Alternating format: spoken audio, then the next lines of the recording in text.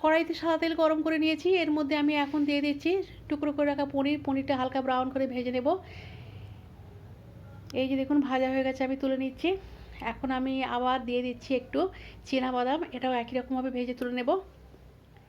তুলে নিলাম, তারপর দিয়ে দেব কাজু বাদাম, ওটাও ভেজে তুলে নেব। আমি বানাবো ফ্রায়েড রাইস, একটু অন্যরকম করে বানাচ্ছি, ঠিক আছে। তারপর দিয়ে দিচ্ছি জিরে ফোড়ন, আর দিয়ে দিলাম গাজরের টুকরো, অন্য কোনো ভেজিটেবল দেবো না। একটু নুন দিয়ে দিলাম, দিয়ে এটা একটু নরম করে ভেজে নেবো। তার আগে দিয়ে দিলাম কারি পাতা, দিয়ে ভালো করে ভেজে নিচ্ছি।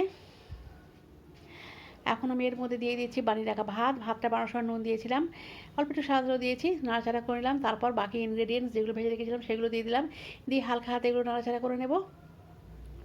তারপর দিয়ে দিচ্ছি হোমমেড গরম মশলা দিয়ে দিলাম, দিয়ে এটাও একটু নাড়াচাড়া করে নিলাম। তারপর আমি থালায় পরিবেশন করে দিচ্ছি।